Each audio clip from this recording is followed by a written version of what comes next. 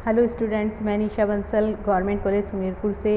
आज हम बात करते हैं बीकॉम सेकेंड ईयर के लिए पेपर सेकंड अंतर्राष्ट्रीय व्यापार एवं वित्त। अंतर्राष्ट्रीय व्यापार एवं वित्त में पिछले वीडियो में मैंने आपको बता दिया था कि अंतर्राष्ट्रीय व्यापार का अर्थ क्या है, अंतर्राष्ट्रीय व्यापार क्या होता है, आंतरिक व्यापार क्या होता है, अंतर्राष्ट्रीय व्यापार और आंतरिक व्यापार में दोनों में क्या डिफरेंस है, अंतर्राष्ट्रीय व्यापार के क्या कारण हैं, क्या आवश्यकताएं हैं, क्यों किया जाता है अंतर्राष्ट्रीय व्यापार, ये हमने पिछले वीडियो में कवर किया था। आज हम आगे देखते हैं। इस वीडियो में हम देखेंगे अंतर्राष्ट्रीय व्यापार के लाभ क्या हैं, महत्व क्या है, अंतर्राष्ट्रीय व्यापार की क्या हानियां हैं, दोष क्या होते हैं, अंतर्राष्ट्रीय व्यापार की समस्याएं कौन कौन सी हैं। तो इस प्रकार से इसमें हम कवर करते हैं। अंतर्राष्ट्रीय व्यापार के बारे में मैं आपको पहले ही बता चुकी हूँ कि जब दो या दो से अधिक राष्ट्रों के बीच किसी भी प्रकार से वस्तुओं और सेवाओं का क्रय विक्रय किया जाता है या आदान प्रदान किया जाता है तो ये क्रिया अंतर्राष्ट्रीय व्यापार कहलाती है। तो इस प्रकार से अंतर्राष्ट्रीय व्यापार का अर्थ हम देख चुके हैं। अंतर्राष्ट्रीय व्यापार के लाभ और महत्व की बात करें तो अंतर्राष्ट्रीय व्यापार के क्या लाभ हैं। सबसे पहला लाभ आप देखिए, अंतर्राष्ट्रीय व्यापार के प्राकृतिक साधनों का पूर्ण उपयोग। प्राकृतिक साधनों के पूर्ण उपयोग से क्या तात्पर्य हुआ, अंतर्राष्ट्रीय व्यापार के कारण किसी भी देश में उपलब्ध प्राकृतिक साधनों का पूरा उपयोग होना प्रारंभ हो जाता है। चूँकि अंतर्राष्ट्रीय व्यापार में निर्यात की सुविधा उपलब्ध है, अधिक मात्रा में निर्यात किया जा सकता है, इसलिए वस्तुओं का उत्पादन भी बढ़ जाता है। जब वस्तुओं का उत्पादन बढ़ता है तो देश में उपलब्ध प्राकृतिक साधनों का पूर्ण रूप से उपयोग होना प्रारंभ हो जाता है। अगला देखिए, श्रम विभाजन और विशिष्टीकरण। श्रम विभाजन और विशिष्टीकरण से क्या तात्पर्य हुआ, यानी कि किसी पर्टिकुलर कार्य में कुशलता प्राप्त करना, किसी वस्तु के उत्पादन में कुशलता प्राप्त करना। जब श्रम विभाजन और विशिष्टीकरण को अपनाया जाता है तो उसका इफेक्ट होता है उस वस्तु की लागतों में लगातार कमी होती जाती है और उसकी क्वालिटी में भी बेहतरीन सुविधा या सुधार होना प्रारंभ हो जाता है। तो इस प्रकार से अंतर्राष्ट्रीय व्यापार में एक देश उन्हीं वस्तुओं का उत्पादन करता है जिनकी लागतें उसके लिए कम आती है, और जिन वस्तुओं की लागतें ज़्यादा है उन्हें उन वस्तुओं का अंतर्राष्ट्रीय व्यापार में आयात कर लिया जाता है। तो इस प्रकार से श्रम विभाजन और विशिष्टीकरण के लाभों की प्राप्ति होना भी प्रारंभ हो जाती है। अगला देखिए, उपभोक्ताओं का उच्च जीवन स्तर। उपभोक्ताओं के उच्च जीवन स्तर से क्या तात्पर्य हुआ, क्योंकि उपभोक्ताओं को बहुत अधिक मात्रा में विभिन्न प्रकार की वस्तुएं उपलब्ध हो जाती है, प्राप्त होती है, बाहर से मंगाई जा सकती है, नई तकनीक की वस्तुएं आयात की जा सकती हैं, तो उनके जीवन स्तर में वृद्धि होना प्रारंभ हो जाती है, उनका जीवन स्तर उन्नत हो जाता है। अगला देखिए, आर्थिक संकट में सहायता। आर्थिक संकट में सहायता से क्या तात्पर्य हुआ, यदि देश में किसी भी कारण से यदि मुद्रा की कमी है या उद्योग धंधे बंद हो गए हैं तो ऐसी अवस्था में विदेशी सहायता प्राप्त हो जाती है। मुद्रा की कमी की अवस्था में विदेशी ऋण प्राप्त हो सकते हैं, अनुदान प्राप्त हो सकते हैं, और यदि उद्योग धंधे बंद हो गए हैं, हड़ताल या तालाबंदी जैसी किसी परिस्थिति उत्पन्न हो गई है तो इस सिचुएशन में बाहर से आयात किया जा सकता है, उन वस्तुओं की कमी को आयात के माध्यम से पूरा किया जा सकता है। तो इस प्रकार से आर्थिक संकट में भी हमें सहायता प्राप्त होती है। वस्तुओं और सेवाओं के मूल्यों में समानता बनी रहती है। किस प्रकार से समानता बनी रहती है, यदि देश में बहुत अधिक मात्रा में प्रोडक्शन हो चुका है तो उसको निर्यात किया जाएगा, एक्सेस प्रोडक्शन को निर्यात कर दिया जाएगा तो वस्तुओं की कीमतें फिर से पुराने स्तर पर चली जाएगी। या बहुत कम मात्रा में उत्पादन हो पाया है किसी भी कारण से तो अन्य देशों से आयात के माध्यम से उसे पूरा किया जा सकता है। तो ऐसी स्थिति में चूंकि कम उत्पादन है, वस्तुओं की कीमतें बढ़ गई हैं, तो आयात के माध्यम से उन कीमतों को पुराने स्तर पर लौटाया जा सकता है। अगला देखिए आप, वस्तुओं से औद्योगिकरण को बढ़ावा। औद्योगिकरण को बढ़ावा, जब विदेशों से हम नई तकनीक आयात कर सकते हैं, मशीनरी आयात की जाएगी तो इसका इफेक्ट होगा, देश में नए उद्योगों की स्थापना होना प्रारंभ हो जाएगी और देश औद्योगिकरण की ओर अग्रसर होगा। उत्पादन की विधियों में सुधार, जब नई नई तकनीक की, नई मशीनों की जानकारी होगी तो धीरे धीरे उत्पादन की विधियों में भी सुधार होना प्रारंभ होने लग जाएगा। एक तो लार्ज स्केल पर, वृहद स्तर पर जब प्रोडक्शन किया जाएगा तो नई उत्पादन विधि, अच्छी उत्पादन विधि को उपयोग में लिया जा सकता है। विदेशी मुद्रा अर्जन। विदेशी मुद्रा अर्जन से क्या तात्पर्य हुआ, अभी बताया था, जब निर्यातों में वृद्धि होगी तो विदेशी मुद्रा प्राप्त होगी, तो इस प्रकार से विदेशी मुद्रा के भंडार भी हमारे भर जाएंगे और भुगतान संतुलन फेवर में आएगा, व्यापार संतुलन पक्ष में होगा। तो इस प्रकार से विदेशी मुद्रा अर्जन भी अंतर्राष्ट्रीय व्यापार के माध्यम से की जा सकती है। एकाधिकारी प्रवृत्ति पर रोक। एकाधिकारी प्रवृत्ति पर रोक से क्या तात्पर्य हुआ चूँकि यदि किसी देश में किसी वस्तु का एक अकेला उत्पादक है तो उस देश में उस वस्तु पर उस व्यक्ति का एकाधिकार उत्पन्न हो जाता है। लेकिन अंतर्राष्ट्रीय व्यापार में देश के पास ऑप्शन है, वो अन्य देशों से आयात कर सकता है उस वस्तु का। तो इस सिचुएशन में देश में जिस व्यक्ति का एकाधिकार स्थापित हुआ था उसका एकाधिकार टूट जाएगा, एकाधिकारी प्रवृत्ति स्थापित नहीं हो पाएगी।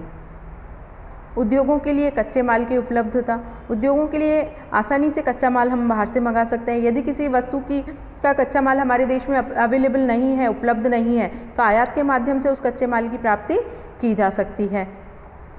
उत्पादन के साधनों का सर्वोत्तम उपयोग, यानी कि उत्पादन के साधन जितने भी हैं उनका पूर्ण उपयोग किया जा सकता है। उत्पादन के साधन कहीं पर भी अपना श्रम दे सकते हैं और कहीं पर भी उनका उपयोग किया जा सकता है। क्योंकि प्रोडक्शन बढ़ता है, तो जब प्रोडक्शन बढ़ेगा, निर्यात बढ़ेंगे, तो उत्पादन के साधन ज़्यादा से ज़्यादा यूटिलाइज़ किए जाएंगे, उनकी मांग भी बढ़ जाएगी, तो उनका उपयोग होना प्रारंभ हो जाता है। अगला देखिए, न्यूनतम लागत पर अधिकतम उत्पादन। चूँकि विदेशी व्यापार में लार्ज स्केल पर वृहद स्तर पर प्रोडक्शन किया जाता है। जब वृहद स्तर पर प्रोडक्शन किया जाएगा तो इसका इफेक्ट होगा कि लागतें लगातार कम होती जाएगी, तो न्यूनतम लागत पर उत्पादन प्रारंभ हो जाता है। विस्तृत बाजार का लाभ, अंतर्राष्ट्रीय स्तर पर जब व्यापार किया जाता है तो बहुत बड़ा मार्केट उपलब्ध होता है अंतर्राष्ट्रीय स्तर पर, यानी कि एक ही वस्तु के बहुत से क्रेता हो सकते हैं, बहुत से विक्रेता हो सकते हैं। तो हमें ये पता चल जाता है कि हमारी वस्तु का और कौन कौन से क्रेता उपलब्ध हैं, कहाँ कहाँ पर है, या हमें जो जिस वस्तु की रिक्वायरमेंट है उसके विक्रेता और कहाँ कहाँ हैं, कहाँ से हम उसे कम कीमत पर प्राप्त कर सकते हैं। तो इस प्रकार से विस्तृत बाजार के लाभों की प्राप्ति होती है, कम कीमत पर भी वस्तुएँ हमें प्राप्त हो सकती है। आर्थिक विकास में तीव्रता, आर्थिक विकास में तीव्रता आएगी जब निर्यात बढ़ेंगे, तो इसका मतलब है देश में उत्पादन बढ़ाना पड़ेगा, और उत्पादन बढ़ाने के लिए नए नए उद्योगों की स्थापना होगी जिसमें नए नए लोगों को रोजगार मिलेगा, और रोजगार के कारण लोगों की आय में वृद्धि होगी। जब प्रति व्यक्ति आय में वृद्धि होती है तो राष्ट्रीय आय में भी वृद्धि होती है, और ओवरऑल इफेक्ट होता है कि लोगों की जीवन स्तर उन्नत होता है, उनकी लाइफ स्टाइल चेंज हो जाती है और देश का आर्थिक विकास होना प्रारंभ हो जाता है। अगला देखिए, अंतर्राष्ट्रीय सहयोग और भाईचारे में वृद्धि। अंतर्राष्ट्रीय सहयोग और भाईचारा किस प्रकार से बढ़ेगा? जब आपस में देश अपनी क्रियाएं करेंगे, व्यापारिक क्रियाएं करेंगे, तो धीरे धीरे उनमें सहयोग की भावना विकसित होने लगेगी, वो मिलजुल कर भाईचारे से रहना प्रारंभ कर देते हैं। तो इस प्रकार से अंतर्राष्ट्रीय स्तर पर सहयोग और भाईचारे की स्थितियाँ उत्पन्न हो जाती है, यानी कि विभिन्न देश एक दूसरे की समस्याओं को समझना स्टार्ट कर देते हैं, उनकी समस्याओं में सहयोग देना शुरू करते हैं। तो इस प्रकार से सहयोग और भाईचारे की स्थापना होती है। रोजगार में वृद्धि, मैंने अभी अभी आपको बताया था कि जब देश में निर्यातों में वृद्धि होती है तो उसका इफेक्ट होता है कि उत्पादन वृद्धि करनी पड़ती है। जब उत्पादन में वृद्धि की जाएगी, इसका मतलब होगा नए उद्योगों की स्थापना होगी, और जब नए उद्योग स्थापित होंगे तो उसमें प्रोडक्शन कार्य के लिए नए नए लोगों को रोजगार के अवसर प्राप्त होंगे। तो इस प्रकार से देश में रोजगार के अवसरों में वृद्धि होती है और नए लोगों को रोजगार मिलता है। अगला देखिए, सांस्कृतिक संबंधों की स्थापना एवं सभ्यता का विकास। जब अंतर्राष्ट्रीय स्तर पर व्यापार किया जाता है तो विभिन्न देशों के लोग आपस में मिलते हैं। जब वो आपस में मिलेंगे तो उनकी सांस्कृतिक आदान प्रदान होगा, उनके यहाँ पर किस प्रकार के रीति रिवाज है, किस प्रकार से कार्य किया जाता है, सामाजिक चीज़ें क्या कैसी हैं, वहाँ पर समाज कैसा है, तो ये आपस में मिक्सअप होते हैं। तो इस प्रकार से सांस्कृतिक संबंधों की स्थापना हो जाती है, सभ्यताओं का विकास होता है। उनकी संस्कृति की कुछ अच्छी बातें हम अपनाते हैं, हमारी संस्कृति की कुछ बातें उन लोगों द्वारा अपना ली जाती है। तो इस प्रकार धीरे धीरे सभ्यताएं उन्नत हो जाती है और उनका विकास होना प्रारंभ हो जाता है। तो इस प्रकार से इन सभी चीज़ों का लाभ हमें अंतर्राष्ट्रीय व्यापार के माध्यम से प्राप्त होता है। अगला देखते हैं हम इसमें, अंतर्राष्ट्रीय व्यापार के विपक्ष में तर्क, दोष एवं हानियाँ। देखिए, हर सिक्के के दो पहलू हैं, या कुछ पॉजिटिव और एक नेगेटिव। तो पॉजिटिव में मैंने आपको बता दिया कि अंतर्राष्ट्रीय व्यापार से क्या क्या लाभ प्राप्त हो सकते हैं। इसके नेगेटिव एस्पेक्ट भी हम देखते हैं कि अंतर्राष्ट्रीय व्यापार की क्या प्रॉब्लम है, क्या हानियाँ हो सकती हैं अंतर्राष्ट्रीय व्यापार के माध्यम से। तो आप देखिए, विदेशी प्रतियोगिता के कारण घरेलू उद्योगों का पतन। सबसे बड़ी इसकी समस्या क्या है? विदेशी प्रतियोगिता के कारण हमारे देश के जो घरेलू उद्योग हैं उनका पतन होना प्रारंभ हो जाता है। किस प्रकार से?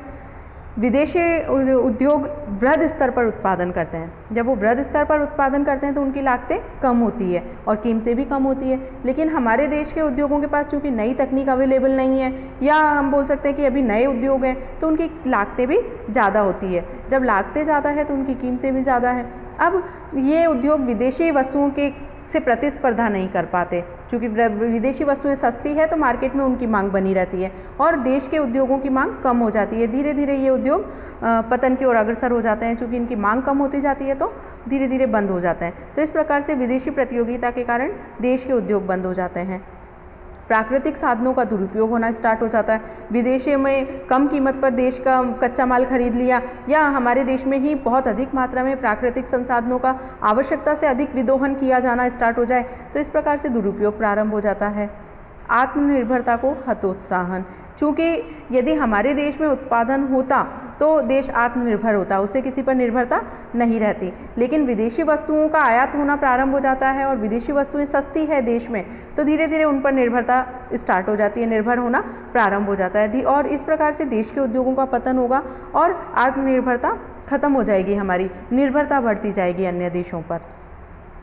देश का असंतुलित आर्थिक विकास, देश का असंतुलित आर्थिक विकास होना प्रारंभ हो जाता है। असंतुलित आर्थिक विकास का मतलब है कि कुछ क्षेत्रों का बहुत अधिक मात्रा में विकास होना और कुछ क्षेत्रों का बहुत ही कम विकास होना, कुछ लोगों के पास बहुत अधिक इनकम होना और कुछ बाकी लोगों के पास इनकम बहुत अधिक मात्रा में नहीं होना, पर्याप्त इनकम उन्हें प्राप्त नहीं होना। तो चूँकि विदेशी लोग जब वस्तुओं का, अपनी कंपनियों को स्थापित करते हैं देश में, तो ऐसी जगह पर स्थापित करेंगे जो क्षेत्र पहले से ही बहुत अधिक डेवलप है, विकसित है। तो इस प्रकार से जो डेवलप क्षेत्र हैं वो और ज़्यादा डेवलप हो जाते हैं और जो पिछड़े क्षेत्र हैं उनमें किसी प्रकार से कोई स्थापना नहीं की गई है कंपनी की, तो वो और ज़्यादा पिछड़े रह जाते हैं। उन क्षेत्रों में रोजगार की संभावनाएं नहीं विकसित हो पाती, अवसर उत्पन्न नहीं हो पाते रोजगार के, तो वो क्षेत्र और ज़्यादा पिछड़ जाते हैं। तो इस प्रकार से देश का असंतुलित आर्थिक विकास होता है।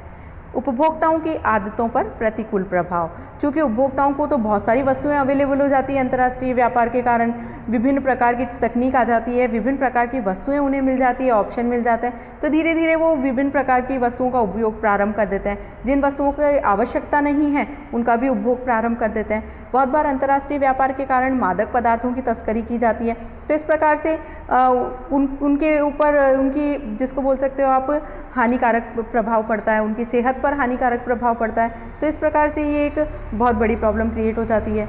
गलाघोट प्रतिस्पर्धा, गलाघोट प्रतिस्पर्धा में मैंने आपको बताया था कि विभिन्न उद्योगों के मध्य में प्रतिस्पर्धाएं प्रारंभ हो जाती हैं, तो जो छोटे उद्योग हैं जो अपना अस्तित्व नहीं बचा पाते वो बंद हो जाते हैं। तो इस प्रकार से विभिन्न देशों में, विभिन्न उद्योगों में गलाघोट प्रतिस्पर्धा उत्पन्न हो जाती है। अति उत्पादन या कम उत्पादन का भय, अति उत्पादन से क्या तात्पर्य हुआ, क्योंकि वृहद स्तर पर मार्केट है, विश्व स्तर पर बाजार फैला हुआ है, तो बहुत बार मांग का पूर्वानुमान सही प्रकार से नहीं किया जाता या नहीं हो पाता। तो उस सिचुएशन में या तो बहुत ज़्यादा मात्रा में प्रोडक्शन हो गया या प्रोडक्शन आवश्यकता की तुलना में कम हुआ, तो दोनों ही सिचुएशन हानिकारक है। अति उत्पादन होता है तो हमारे देश में उन वस्तुओं की कीमतें कम हो जाएगी, और कम उत्पादन हो रहा है मांग की तुलना में, तो सीधा सा है कि वस्तुओं की कीमतें बढ़ जाएगी। दोनों ही स्थितियां देश के लिए हानिकारक होती है।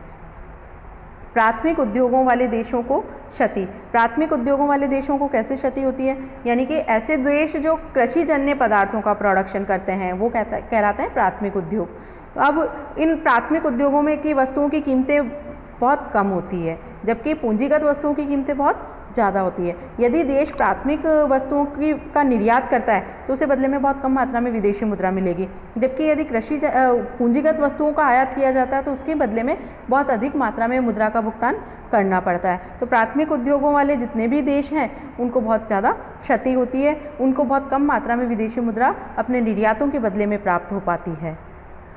अगला देखिए, आंतरिक उपभोग में कमी।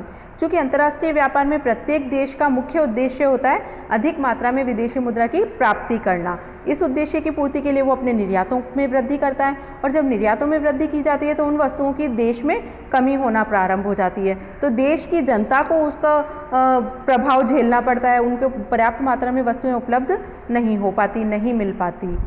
अगला देखिए, अंतर्राष्ट्रीय द्वेष और संघर्ष की उत्पत्ति। अंतर्राष्ट्रीय द्वेष उत्पन्न हो जाता है, विभिन्न देश चाहते हैं कि हमारे वस्तुओं का निर्यात ज़्यादा से ज़्यादा हो, तो इस सिचुएशन में वो अपने सत्ता फैलाने के लिए काम करने लगते हैं। जैसे कि इसका करंट एक एग्जाम्पल है चाइना और अमेरिका।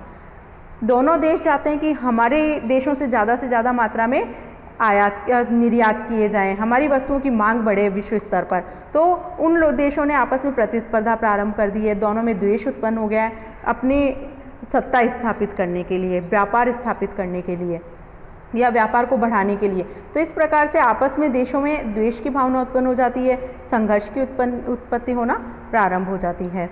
आर्थिक शोषण, विकसित देश जितने भी हैं वो पिछड़े हुए राष्ट्रों का आर्थिक शोषण प्रारंभ कर देते हैं। उन्हें पता है कि विकासशील देशों के या पिछड़े देशों के उद्योगों में वस्तुओं की कीमतों में बहुत ज़्यादा वृद्धि हो जाती है, तो धीरे धीरे वो उद्योग बंद हो गए हैं और ये पिछड़े देश हमारे ऊपर निर्भर हो चुके हैं। अब इस सिचुएशन में विकसित देश अपनी वस्तुओं की कीमतें बढ़ा देते हैं और पिछड़े हुए देशों का आर्थिक शोषण प्रारंभ कर देते हैं। अगला देखिए, पिछड़े राष्ट्रों में रोजगार वृद्धि में बाधा। ये सबसे बड़ी प्रॉब्लम है अंतर्राष्ट्रीय व्यापार की। पहले तो पिछड़े हुए राष्ट्रों में रोजगार नहीं मिल पाते, रोजगार के अवसर उत्पन्न नहीं होते और जो उद्योग स्थापित हुए हैं वो भी प्रतिस्पर्धा के कारण बंद होने लगते हैं, जिससे उनमें बेरोजगारी बढ़ना प्रारंभ हो जाती है, तो रोजगार के अवसर उत्पन्न नहीं हो पाते। प्रदर्शन प्रभाव के दोष, प्रदर्शन प्रभाव के क्या दोष उत्पन्न हो जाते हैं? देखिए, जब विकसित देशों की जनसंख्या या जनता के संपर्क में पिछड़े देशों की जनता आती है तो उनमें भी दिखावे की भावना उत्पन्न हो जाती है, उन वस्तुओं का भी उपभोग करना प्रारंभ कर देते हैं जो उनके लिए आवश्यक नहीं है। इस प्रकार प्रदर्शन प्रभाव उत्पन्न हो जाता है देशों में। ये प्रदर्शन प्रभाव पिछड़े देशों के लिए बहुत ज़्यादा हानिकारक होता है। तो इस प्रकार से ये सारी बातें अंतर्राष्ट्रीय व्यापार के दोषों को इंगित करती है, दोषों को दर्शाती है। आगे देखते हैं हम अंतर्राष्ट्रीय व्यापार की समस्याएं। देखिए, अंतर्राष्ट्रीय व्यापार मैंने आपको बताया था, दो देशों के मध्य में जब व्यापार किया जाता है तो वो अंतर्राष्ट्रीय व्यापार कहलाता है। जब दो देशों के मध्य में व्यापार किया जाएगा तो उनकी सीमाएं अलग अलग होंगी, परिवहन की समस्या उत्पन्न हो जाएगी कि किस प्रकार से वस्तुओं का आयात निर्यात किया जाए, किस साधन से उनको भेजा जाए, या सबसे बड़ी बात है करेंसी। यदि एक ही देश में व्यापार होता है तो किसी भी आप राज्य में चले जाइए, एक ही करेंसी, एक ही मुद्रा आपको भुगतान करनी है, एक ही मुद्रा में लेन देन होंगे। लेकिन यदि यही बात अंतर्राष्ट्रीय स्तर पर हो तो दोनों देशों की मुद्राएं अलग अलग हैं। अब किस मुद्रा को आधार माना जाए, किस मुद्रा में भुगतान किया जाए, ये सबसे बड़ी समस्या उत्पन्न हो जाती है। तो अंतर्राष्ट्रीय व्यापार में कुछ समस्याएं हैं, देखते हैं कौन कौन सी समस्याएं हैं। क्रेता और विक्रेताओं में पारस्परिक संपर्क की समस्या। देखिए, सबसे बड़ी समस्या ये है कि क्रेता और विक्रेता आपस में बहुत ही दूर दूर फैले हुए हैं, तो उनमें आपस में संपर्क नहीं हो पाता। संपर्क नहीं हो पाने से ये विश्वास नहीं रहता कि ये क्रेता सही है या ये हमें टाइम पर पेमेंट कर देगा या नहीं करेगा। क्रेताओं को ये विश्वास नहीं हो पाता कि जिससे हमने माल खरीदा है वही माल आएगा, वही उसी क्वालिटी का आएगा या नहीं आएगा। विक्रेताओं को लगता है कि ये क्रेता हमें टाइम पे पेमेंट कर देगा या नहीं करेगा। तो इस प्रकार से दोनों में आपसी संपर्क की समस्या बनी रहती है। अगला देखिए, क्रय विक्रय संबंधी शर्तों की समस्या। क्रय विक्रय की क्या शर्तें निर्धारित हो? चूँकि दोनों अलग अलग जगह पर हैं, क्रेता और विक्रेता, तो सबसे बड़ी समस्या ये है कि कब पेमेंट किया जाएगा, किस देश की मुद्रा में पेमेंट किया जाएगा, कितने टाइम में पेमेंट किया जाएगा, साख की अवधि क्या होगी। तो ये सारी शर्तें उसमें ये कैसे डिसाइड हो, ये सबसे बड़ी प्रॉब्लम उसमें उत्पन्न हो जाती है। अगला देखिए, विनिमय दरों में उतार चढ़ाव की समस्या। विनिमय दरों में उतार चढ़ाव बना रहता है। विनिमय दर क्या होती है? एक देश की मुद्रा के बदले में दूसरे देश की कितनी मुद्रा प्राप्त की जा सकती है, दूसरे देश में कितनी वस्तुएं प्राप्त की जा सकती है। तो ये विनिमय दर लगातार चेंज होती रहती है, इसमें लगातार उतार चढ़ाव आते रहते हैं। तो ये सबसे बड़ी समस्या उत्पन्न हो जाती है कि जब हमने माल का ऑर्डर किया था उस समय विनिमय दर क्या थी, और जब माल हमें प्राप्त हुआ उस समय विनिमय दर क्या थी, किस आधार पर पेमेंट किया जाए। क्रेता ये चाहेगा कि मैं घटी हुई दर पर पेमेंट करूं, जबकि विक्रेता चाहता है मुझे बढ़ी हुई दर पर पेमेंट प्राप्त हो। तो उस समय कौन सी दर अप्लाई हो, किस दर पर पेमेंट दिया जाए, ये सबसे बड़ी समस्या बनी रहती है। आयात निर्यात की औपचारिकताओं संबंधी समस्या। अब सबसे बड़ी बात है कि आयात निर्यात किस प्रकार से किया जाए। आयात निर्यात करने के लिए उस देश की सरकार ने क्या लाइसेंसिंग व्यवस्था अपनाई है, या किस प्रकार से बंदरगाहों पर क्या व्यवस्थाएं रहेगी, किस प्रकार से कर लगेंगे। तो ये सबसे बड़ी औपचारिकताएं जो है इसमें, किस प्रकार से माल भेजा जाएगा, किस साधन से भेजा जाएगा, वायु यातायात से भेजा जाएगा, जल यातायात से भेजा जाएगा, उसमें क्या क्या औपचारिकताएं रहेगी, साख का निर्माण किया जा रहा है तो वो किस प्रकार से किया जाएगा, ये समस्याएं इसमें बनी रहती है। व्यापार नियंत्रण नीति संबंधी समस्याएं। देखिए, व्यापार नियंत्रण बहुत बार क्या होता है कि एक देश ये चाहता है कि मैं अपने व्यापार पर नियंत्रण कर लूँ, यानी कि आयातों को कम करूँ, निर्यात बढ़े और आयात कम हो, इसीलिए वो विभिन्न प्रकार की व्यवस्थाएं अपनाता है। तो उस सिचुएशन में यदि सरकार व्यापार पर नियंत्रण स्थापित कर देती है किसी भी देश में, या किसी देश से सामान के आयात पर प्रतिबंध लगा देती है, तो उस समय समस्याएं उत्पन्न हो जाती है कि जो हमने ऑर्डर दिया था अब उसका क्या होगा।